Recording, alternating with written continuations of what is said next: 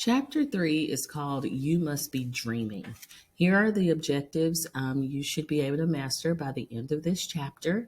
Even though it's called You Must Be Dreaming, it's all about goal setting and the importance of having things to look forward to in the future. So, what is a goal?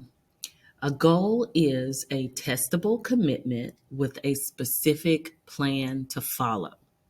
So sometimes people get lost in their goals because it's not specific enough. So I want to have all A's by December, right? That's very specific. And you could even put an actual date on it. It's an object of a person's ambition or effort, a destination that you have, or something you're aiming towards. So we all should set goals for ourselves in life. We can have goals that we want to accomplish for the day, goals we want to accomplish for the week, for the year, for the month, for life. Here are some facts about goal settings. When your goals are specific, it leads to higher performance. So you don't want vague goals. You don't want to say, I want to become a doctor. I want to become a medical doctor by 2030. Written goals also carry a psychological commitment to achieve them. This is extremely important. When you write down your goals, you're going to be more likely to put it into action. And if you think about it, writing it down makes that goal real. That's why writing it is so important. That's why people have vision boards, that they create so that they can always constantly have that reminder of what they're supposed to do. The odds of accomplishing your goals markedly increase if you create and maintain an action plan to achieve them.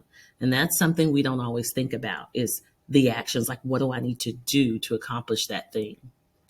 Feedback regarding your goals is also important. So you want to be able to talk to people who are important to you so that they can give you some ideas about your goals and your ability to accomplish them. Your goals should also be limited to a manageable number. So you don't want to have 100 goals. Just, 3 or 4 things that you're working towards is plenty. Here are 4 criteria that are necessary for legitimate goal setting. Your goals need to be conceivable, believable, achievable, and measurable.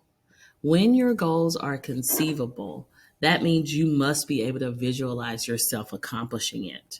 Can you visualize yourself walking across the stage, achieving your associate's degree? You should be able to see that happening in the future.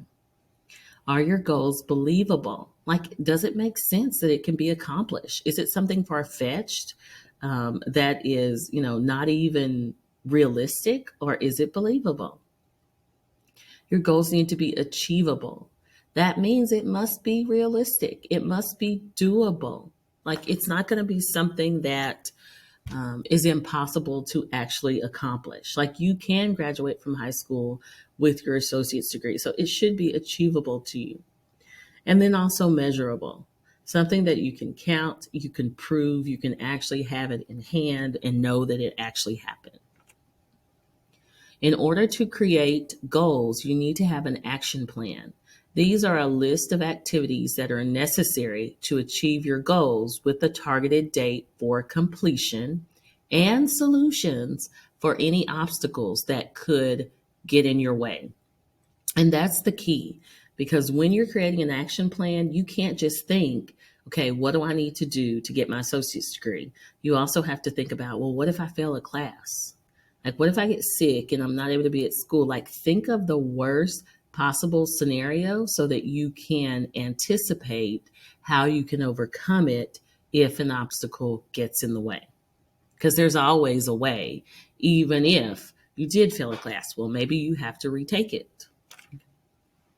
And then there are also 3 different types of goals. There's short-term, intermediate, and long-term. Short-term goals are those goals that last from 1 day to 1 year. Those are things that you want to accomplish in the near future. It could be today, it could be next week, it could be at any point.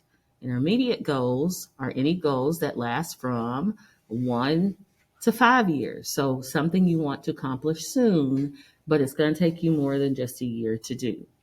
So getting your associate's degree in high school might be one of those things. And then long-term goals are any goals that are going to last longer than 5 years. So it's going to take a while for you to accomplish it, such as, getting your bachelor's degree, getting married, getting a car, obtaining your first job in the field that you're interested in. Those are long-term things you can aspire to. And that is everything you need to know about goal setting.